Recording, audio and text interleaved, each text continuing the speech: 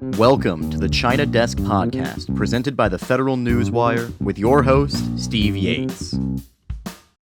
Welcome to the China Desk Podcast, episode 36. I'm your host, Steve Yates, Senior Fellow at the America First Policy Institute and Chair of the China Policy Initiative. A reminder to our audience for whom we are most grateful. Viewers can watch the China Desk on YouTube or subscribe to hear all our interviews on Apple, Google, Spotify, or most other podcast providers. You can always access our podcasts at thefederalnewswire.com. My guest today is Nadia Schadlow. Nadia is a senior fellow at the Hudson Institute and co-chair of the Hamilton Commission on Securing America's National Security Innovation Base. She has previously served as U.S. Deputy National Security Advisor for Strategy and as an appointee to the National Security Council. While with the National Security Council, she was a primary author of the 2017 National Security Strategy. So with that, Nadia, we want to welcome you to the China Desk. And let's jump in. I mentioned in the pre-show, we like to talk a little bit to humanize our guests. And one of the devices that your humble host has taken is posing to you when you were growing up in elementary school and a teacher said, "What did you want to do when you grow up?" It probably wasn't being a deputy national security advisor. So when you were kind of in your formative years, what did you think you were going to do and how did you end up here? Yeah. Hi, Steve. Well, it's great to be here and to see you again after all these years of intersecting circles. Thanks for this opportunity.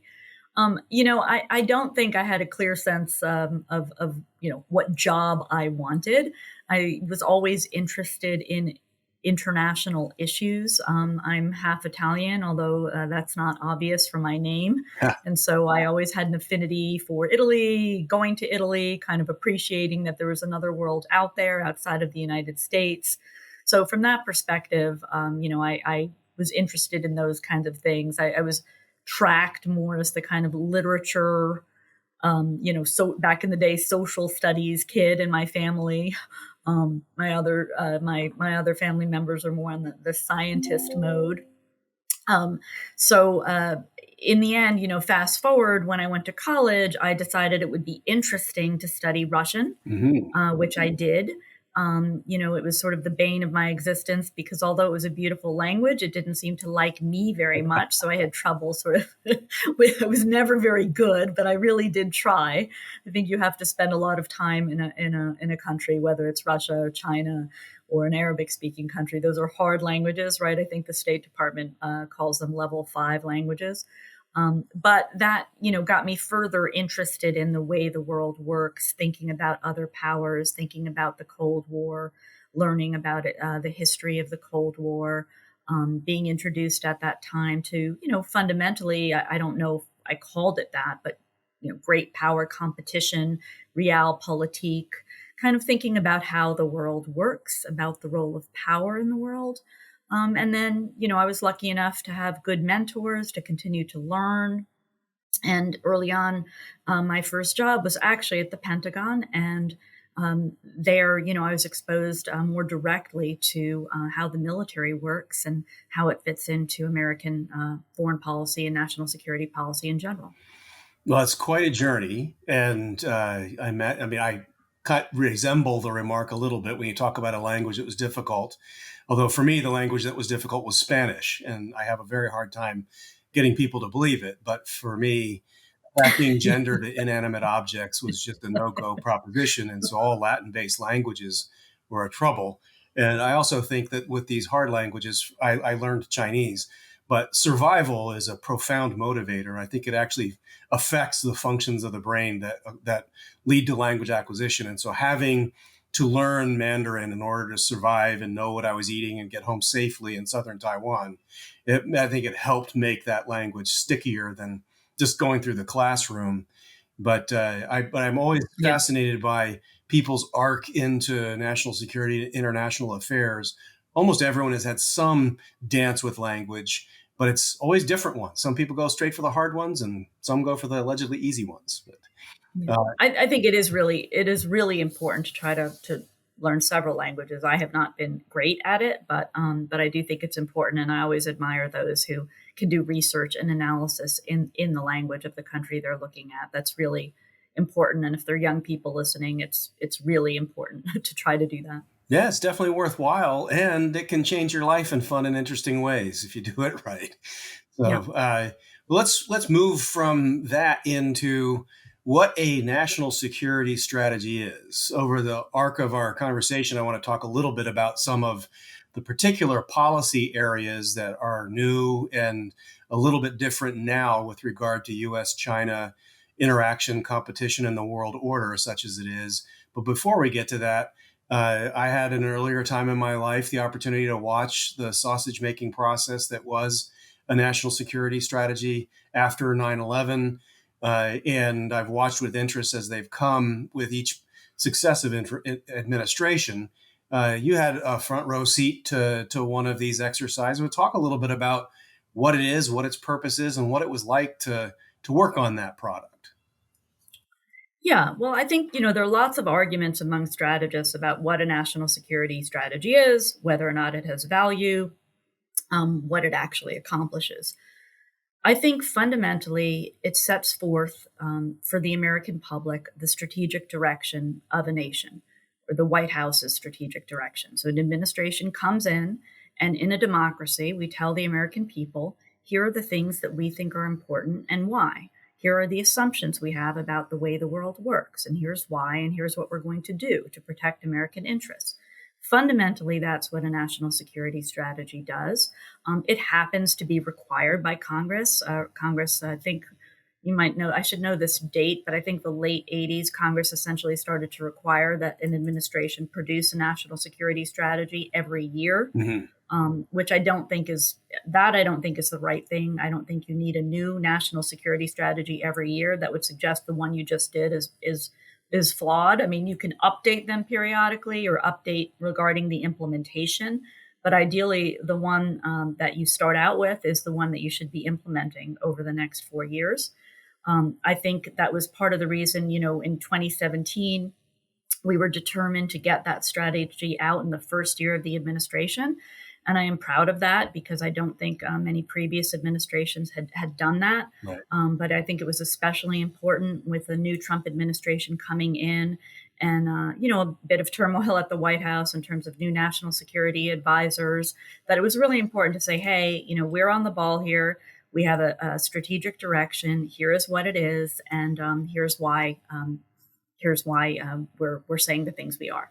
Well, process-wise, who are the people that work on the national security strategy? I assume you're getting inputs from all over government, but it's, at least in my memory, it's not something that the deputies and principals spend a lot of time around the table debating and drafting. It tends to be worked on by other people. What parts of government, across government, are the ones that actually work on this kind of document? Well, it really is, in my experience and sort of the years before of reading and speaking to people who had worked on it before, it's a National Security Council job, right? Yeah. It takes place in the National Security Council.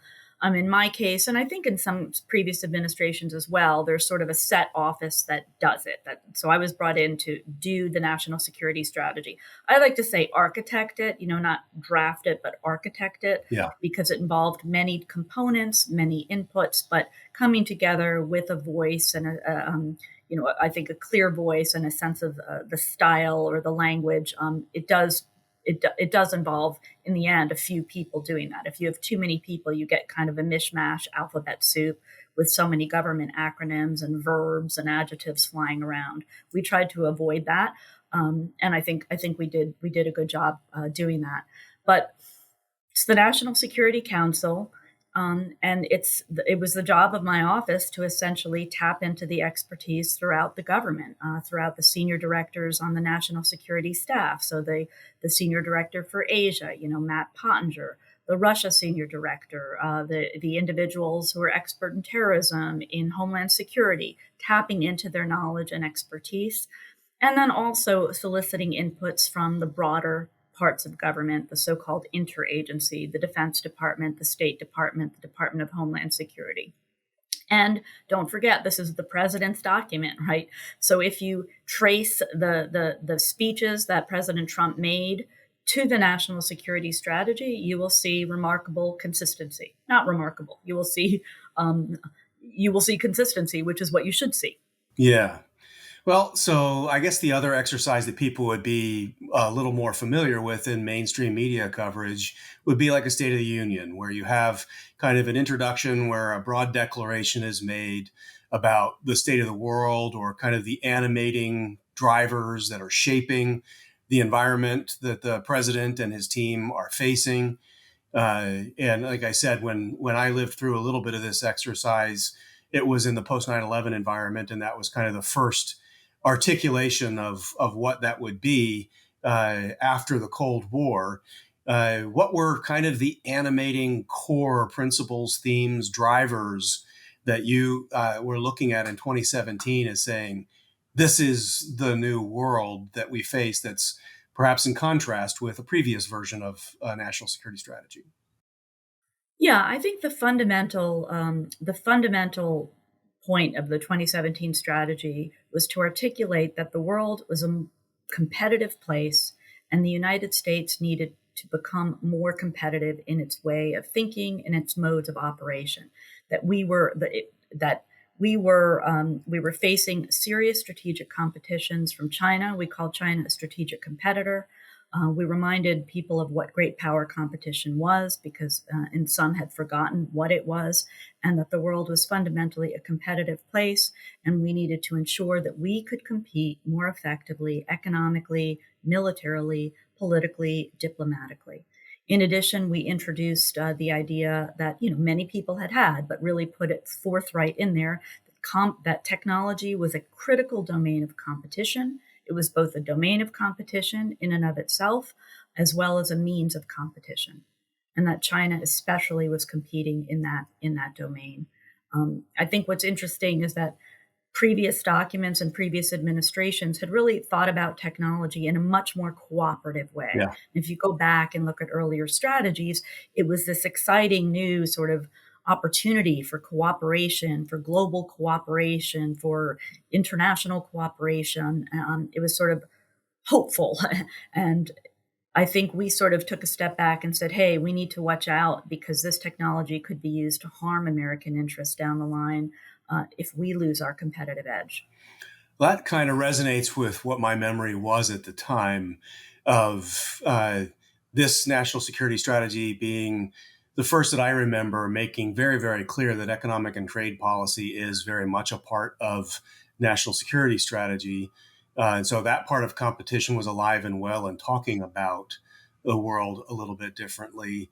And I think the discussion that you just articulated about technology was part of the longer running kind of lessons learned that we saw the internet, technology, World Trade Organization, other kinds of things as these global institutions or trends that would shape the behavior of participants, as opposed to participants shaping the behavior of those parts of life. And the 2017 strategy seemed to be, I think, the first declared parting from that broad consensus that was sometimes called globalism. When it came to just specifically China, it was former Deputy Secretary Zelek that had the responsible stakeholder ideal that things were working toward. And 2017 Right. seemed to be the first open acknowledgement that whether China alone was to blame for it or whether it was an adversary, competitor, what have you, that notion of a global net that was going to hold everyone somewhat on side and normatively move toward peace and collaboration, that was no longer the operating assumption. Is that a fair summary? Yeah, exactly. That's very well put. Essentially, that the assumptions of the past that we were moving toward liberal democracy, that all these countries were moving toward that same objective, just did not hold anymore. And there was too much evidence to show that that did not hold, and that countries have their own interests and pursue power for their own interests. And I think one of the lines in the strategy said, the pursuit of power is a central feature of the international environment. And I did get a lot of pushback for that line. That's But funny because Canada, that's kind of a core idea in international relations theory going back as long as there's been international relations theory. right, exactly. Yeah, I mean, again, it comes down to different schools of thought and Yeah. how you're trained and what you think about the world. But it did have a clear point of view about that. Yeah. Well, talk a little bit about So you've drafted a document. You played a part in architecting it. That's a new verb for us today. I'm wary of new verbs, so I appreciate I'm not that. sure I should be using that. I'm critical of many new verbs out there. Editor gear was kicking in, but I think it's cool. I think it's fine. Okay. So the product gets done. People start chewing on it.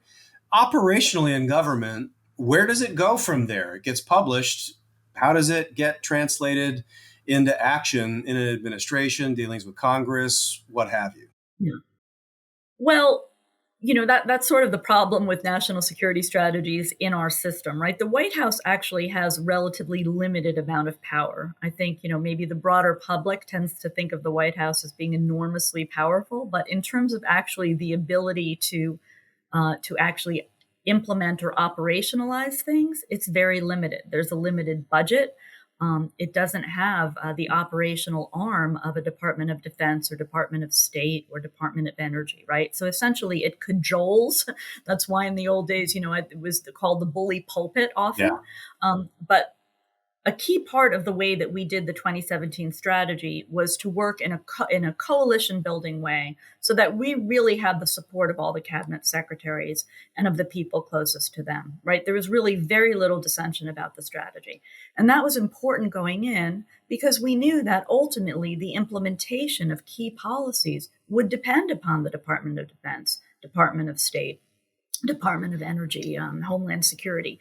So essentially, it comes down to working with each of the departments to make sure that the priorities in the strategy are implemented. There isn't a clear process for doing that. I think that could definitely be improved. I think the White House office that focuses initially on the strategy should switch over to become sort of the implementer sort of oversight office.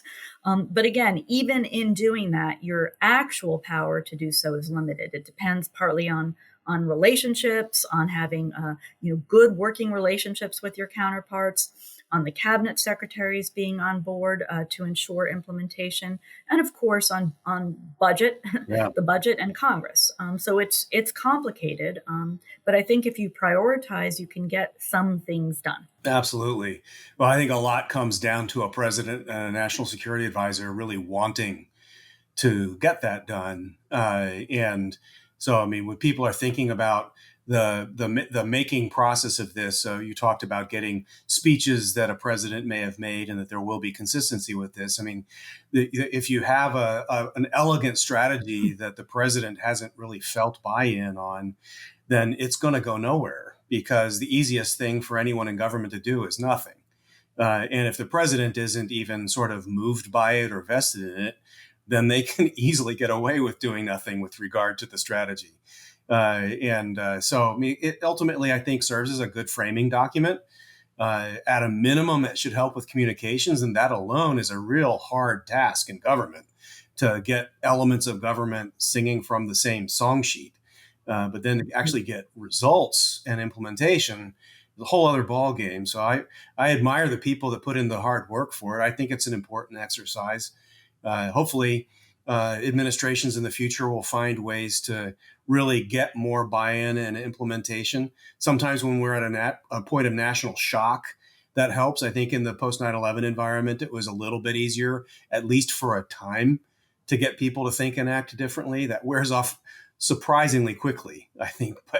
But in times when people feel like they're doing okay, it's a little easier to resist. But I think it's an interesting part of government experience that even a lot of appointees wouldn't know very much about. So thank you for sharing a little bit of that inside experience. But before we move from that broad topic area, how does the exercise you went through and the product that you saw come into action contrast, or what are the areas of similarity with the current administration's national security strategy? They've put theirs forward, and in some ways the world changes, but in a lot of ways the orientation of an administration changes too. I mean, I would like to say before we switch, I'll provide some of my views on how it's different from the Biden strategy. But there was a huge amount that was implemented, and if you look over the course of the past 7 years, you can really see how much of the strategy was implemented, whether it's in the defense side. I mean, in many respects, thinking about our platforms differently, thinking about a missile defense differently, on the China trade side, considering a complete revamp of the international trading system, of economic statecraft as a term now that's used all of the time. It was one of the terms in the 2017 strategy. Thinking about ways to protect the United States from IP theft and other unfair trade practices by China, through strengthening CFIUS. I mean, so many things were begun after 2017 through the end of the Trump administration, and many of those things were continued. Many of those policies were continued by the Biden administration. So, you have a lot of detractors, but I'm happy to sit down a different time, roll up sleeves, and basically point to the many policies that were implemented. Yeah. I think that's an important point, because people tend to get the launch and they don't Right. get the report card on what worked and what didn't work. And at the end of the Trump administration, unfortunately, there was a lot of distraction about what was happening in a pandemic. Understandably, Right. that took Right. everyone's Right. attention. But yeah, I think it's really, really helpful for you to give a little bit of a scorecard on the things that did make it through, and they were correct enough and arguable enough that they remain kind of headed in that trajectory still. That's quite an accomplishment. Right.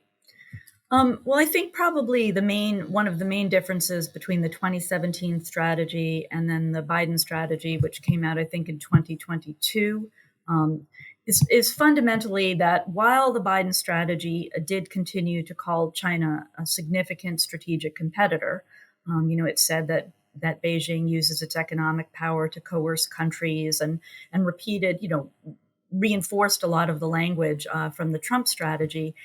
It was a little bit more focused on areas where the U.S. and China could cooperate, mainly for reasons related to climate, right? So the Biden administration put climate change as front and foremost as an existential threat.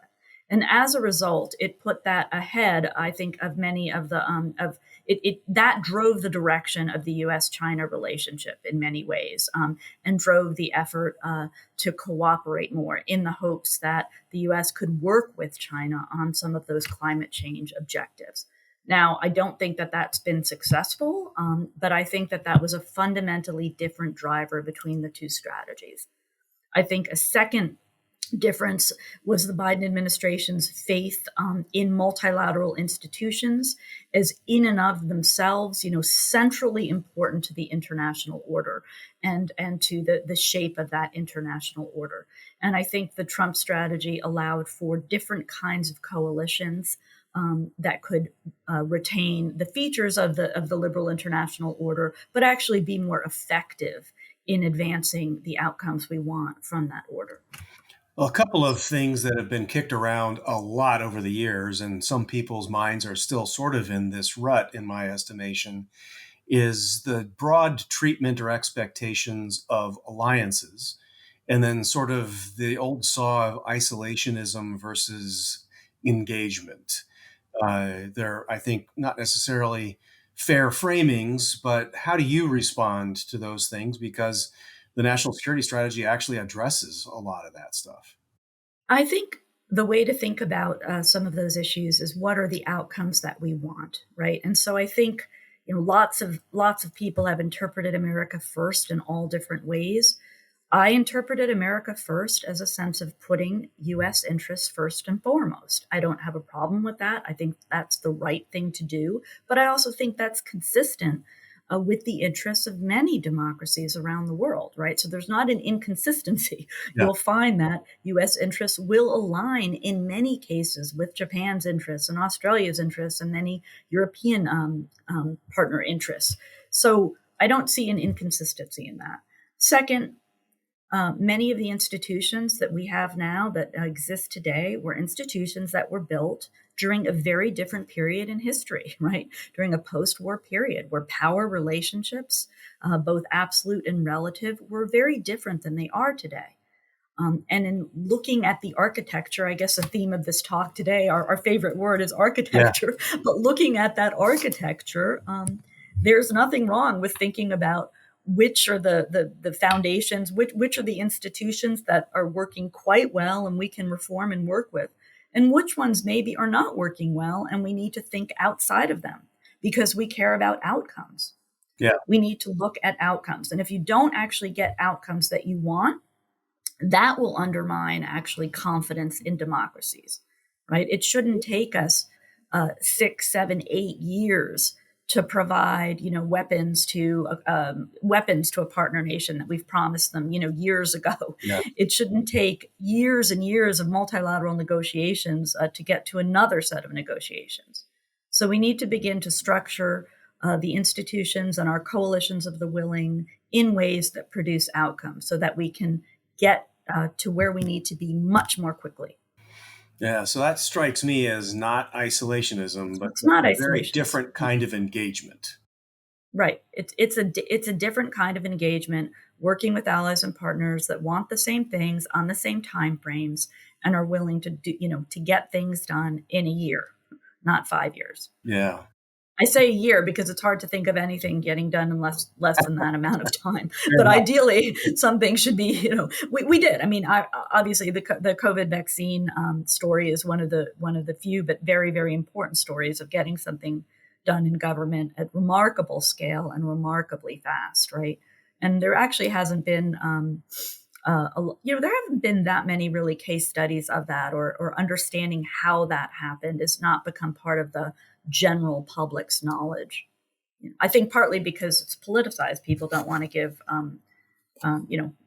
Trump administration credit for that. Yeah, I think there was a lot of politics that came all the way around the COVID situation, whether it was the origins and spread to the policy responses to it and all of that. And hopefully over time, the sort of fog of our lenses that politics can create can dissipate some, because you'd think it would be a question worthy of everyone to try to get at what really happened, what really worked, what really didn't work, what should have been avoided, could have been avoided, what did we learn by doing, all that.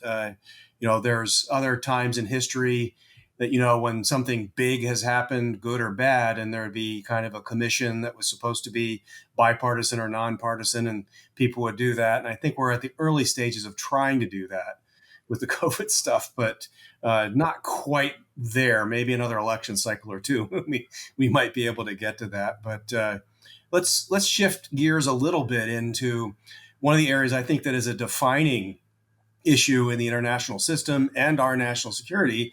That's kind of the role of technology. We've alluded to it. And if you kind of combine technology and competition, we end up with technology competition.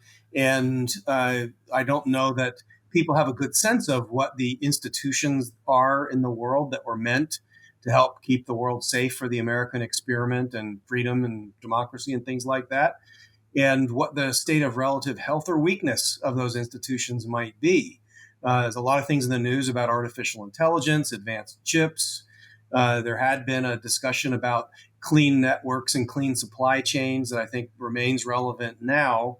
But Nadia, can you help us kind of organize around some of the foundation points of how to think about and talk about technology and technological competition with regard to national security today? Yeah, well, I think, you had a previous guest on the show, Ili Bashkartari, and he's the head of the Special Competitive Studies Project, and they've done a lot of work on looking at, sort of measuring where the United States is vis-a-vis China across key technologies. So there's a sense of, where we are in this race. The second part of this is then what's the right formula? What's the right innovation formula that we need to ensure that we don't get further behind in certain areas, but actually remain dominant in other areas? And I think that that's where we're still struggling a little bit. And partly, a lot of it does have to do, unfortunately, with the US government.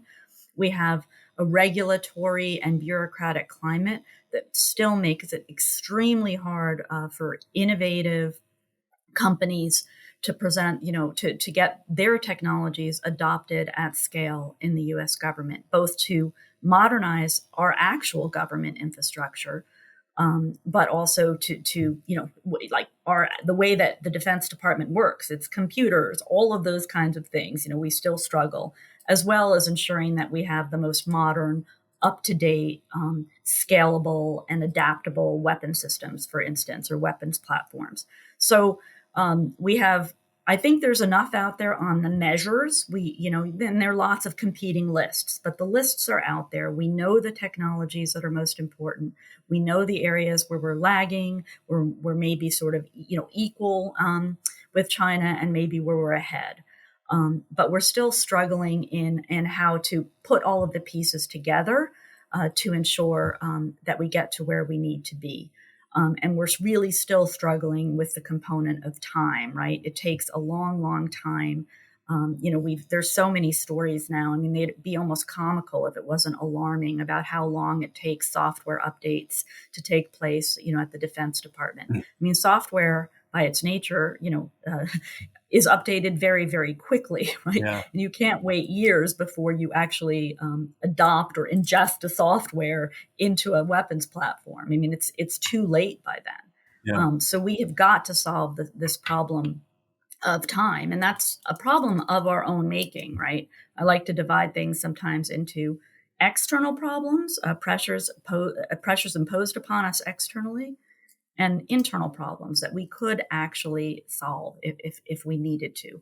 We do need to. Yeah. I recently am in the middle of a piece now that's about to get placed where I discuss this crisis of repetition, I call it. And it's essentially, if you go back and look at these persistent areas where we've identified problems, whether it's weaknesses in critical infrastructure, to our dependence on critical minerals from external sources. These are problems we've had since the 1980s, at least. Yeah. That's over 30 years of talking about the problem. So we need to stop talking about the problem, and we need to stop starting from scratch. And we need to actually begin to look at the recommendations of a previous administration and understand why some of those recommendations weren't implemented. Partly it's political, right? It's partisan. You don't really want to say, oh, the previous administration actually had some good ideas or worked on these issues. So you don't even begin with an assessment of what they did. Yeah. The Biden administration just published a 100-page artificial intelligence executive order. I have a strong feeling, I haven't gone to look at it, but I have a strong feeling it did not begin, or it might have, I'm not sure, mention, the two previous executive orders from the Trump administration. Right. And to be fair, I'm not sure the Trump administration had gone back to look at the executive orders or AI-related, initiatives by the Obama administration. Yeah. So, we actually need to just start understanding, the top 10 recommendations and identifying the obstacles to implementation. Yeah. And you're going to see the same obstacles, and spend more time on the obstacle side as opposed to the new recommendation side. And if we don't do that, we will fall behind in this tech competition. Well, one of the areas I think that is tough thematic wise, or just sort of organizing principles in thinking about national security strategy and as it relates to China, is a little bit along the lines you were talking about, the external challenges and pressures versus the internal. When we think about China policy or the malign influences of the CCP generally, we're talking about something that is well beyond just a National Security Council issue. It's every council of the White House that needs to be in play and thinking, in every part of government, from domestic agencies to the legislative outreach and communications to the typical national security parts. But when we think about the challenges of just tech, and that's a broad umbrella, what are the institutions and tools that we have to work with? I mean, people think of CFIUS, that's an acronym for a committee that can review transactions and decide whether they are of concern to the United States national security, and whether they can be approved or stopped.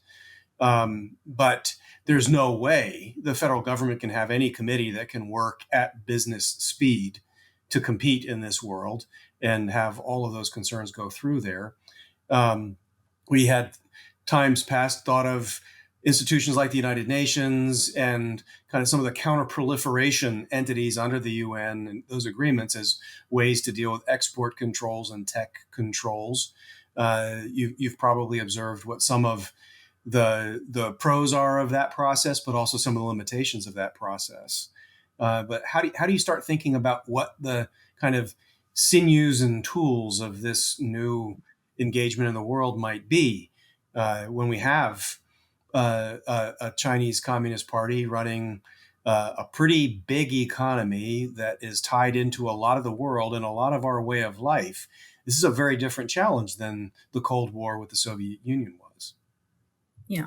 I mean, I think there are two large categories, and then, of course, within those subcategories. So, one category is sort of proactive, or how do you retain America's strengths, putting more research and development dollars into universities, into the national labs, right, into early stage R&D funding, ensuring that the government, when it actually sees a new technology that could be useful, buys enough of it so that the companies can survive and scale, which is really important.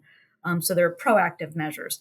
Actually, finally, improving our STEM programs. I know a lot of people talk about the importance of allowing, their PhDs around the world who should come here. I completely agree with that, but we should also be doing what we can to improve our own programs. And we're not doing that, right? For 20 years, we've talked about that. Excuse me. Okay. And then there are the defensive measures, what we need to do to protect ourselves, to protect against IP theft, to protect against technology transfers, all of those kinds of things. My colleague at Hudson, Tom Dusterberger, is doing important work on this, as well as others at Hudson, looking at some of those defensive measures of how we need to protect much more effectively. CFIUS, there's a lot still getting through CFIUS, right? Yeah. In preparation for this, I was just reading, there was a new deal that went through, relatively new, with DuPont, which I was shocked to hear about, essentially, where we basically, the Department of Defense warned against this transfer of a spin-off company that had been part of DuPont to being bought by China. It had a very important biomaterial. There were assurances that material and the formulas and the tech transfer wouldn't happen. And of course, within months, I don't even think that the paperwork had been signed. Oh my! The FBI found evidence that the transfers had already occurred. So this is still happening now, years after CFIUS was upgraded under the Trump administration.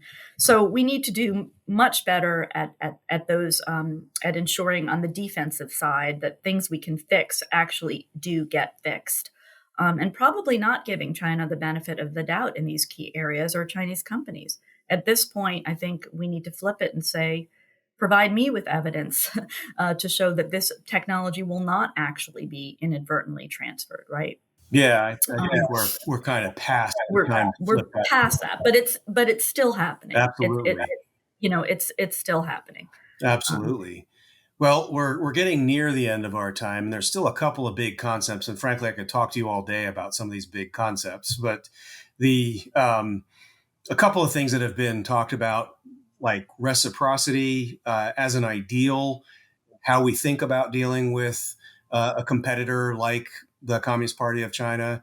Some people, you can fill in your own blanks about how your general reaction is, but the simple notion is what our team, whether it's corporate, government, media, whatever, what we don't have access to there, they should not have unimpeded access to here.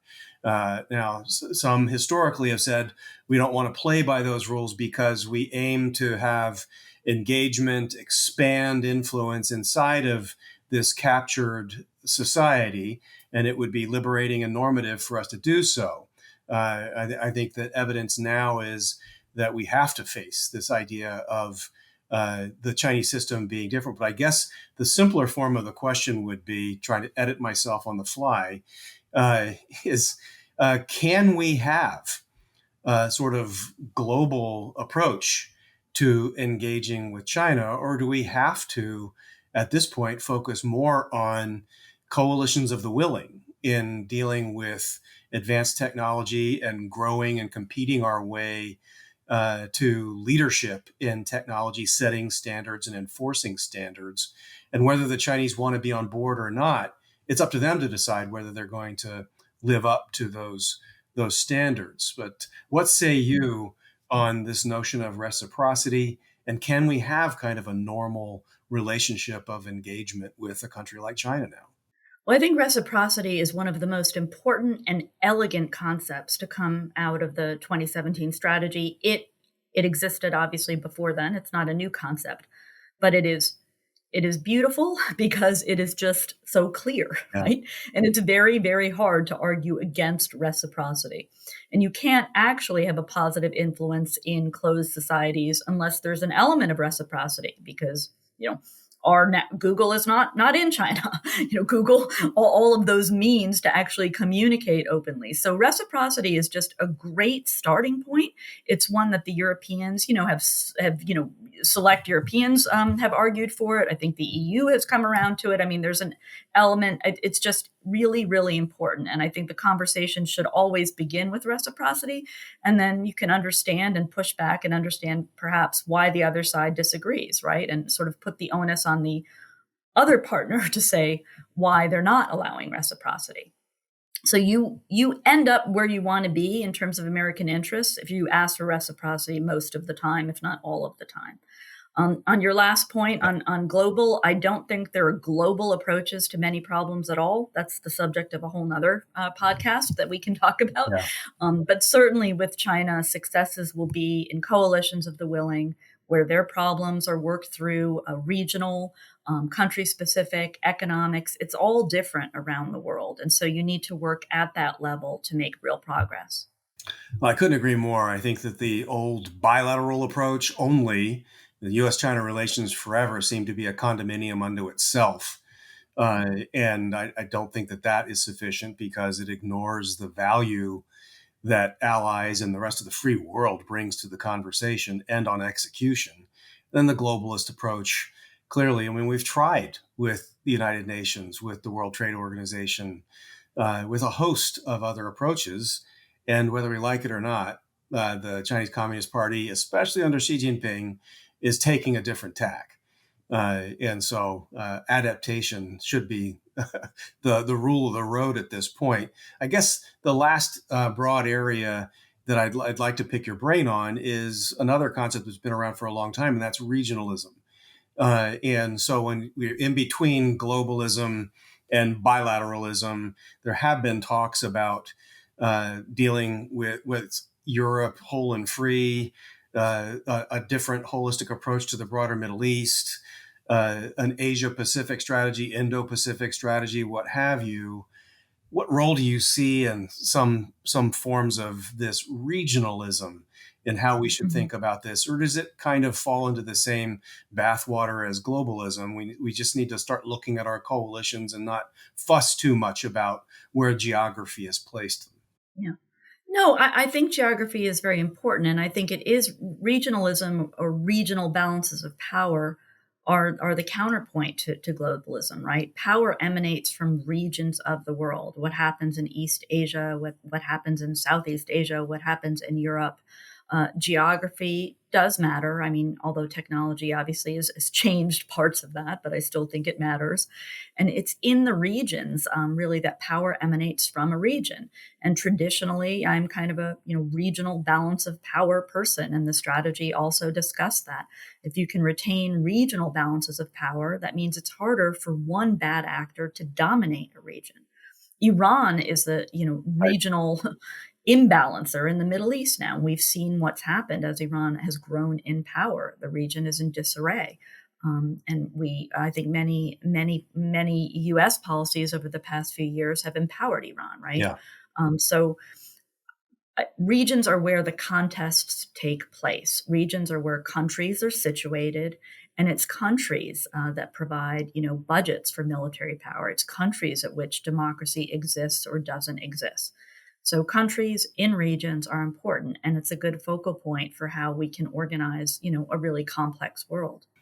I appreciate that very much, Nadia. Really, I meant it. We could talk about a lot of these things for a long, long time, and I certainly wouldn't get bored. And I think a lot of this stuff is really important. So I really appreciate you investing the time and thought into our conversation today. Before we close up, where should people go to track your work and things that might be coming out in the near future? Yeah. Well, thanks, Steve. I mean, the Hudson Institute has the best, has a compilation of everything I've written over the past few years. I am getting my own Substacks set up. Excellent. My friends and family have been bugging me about that. It's not there yet, but knowing that this will be out means I really have to do it within the next couple weeks. I promise I will. Excellent. And I think in terms of, recent articles, I had a piece recently in the Wall Street Journal that talked about the difficulty of maintaining a status quo. It related to Taiwan, but it's a concept I think that's relevant to many other areas of the world. Yeah. The status quo is not static. It doesn't just stay, especially when you have a power trying to change it. So it requires actions and counteractions. So I liked that piece. About a year, within the past year, I had a longer piece called Time as the Forgotten Dimension of Strategy. And I liked that one as well because it argued for thinking about time as an input into strategy, right? Without that, we can't achieve what a strategy says we need to achieve. And we have to think about time as an actual data point. It needs to go into our policymakers' promises. They need to tell us how long something is going to take, and we need to be realistic about that and start to remove the obstacles to getting things done quickly. So I like that piece. There's also the data exists today to do that, right? We might not have been able to do that 25 years ago, but today, we have enough data out there so that policymakers understand that a permitting process takes 5 years, 8 years, 3 years, whatever it is. We should know that up front and then work to reduce those obstacles. Well, it sounds like a very healthy dose of common sense. So I would encourage everyone in the audience to explore those topics. And hopefully people who are working on coming into future administrations will give these things some thoughts too. One of my searing memories was that my freedom to think was far in excess before I came into government than I thought it was once I was in government. I mean, in my 5 years in government, I never thought I was not strategic. Everyone is so brilliant and strategic. I had no sense of the speed of the treadmill I was running on and the impact that was having.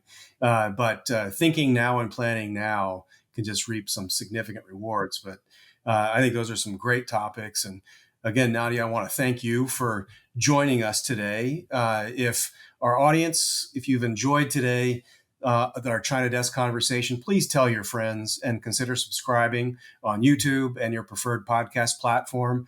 Thank you very much for tuning in, and a special thank you to Nadia Schadlow for sharing her perspective. Until next time, I'm Steve Yates here at the China Desk. Thank you for listening to the China Desk podcast, presented by the Federal Newswire and hosted by Steve Yates. Check out the Federal Newswire's family of websites, as well as their social media stream.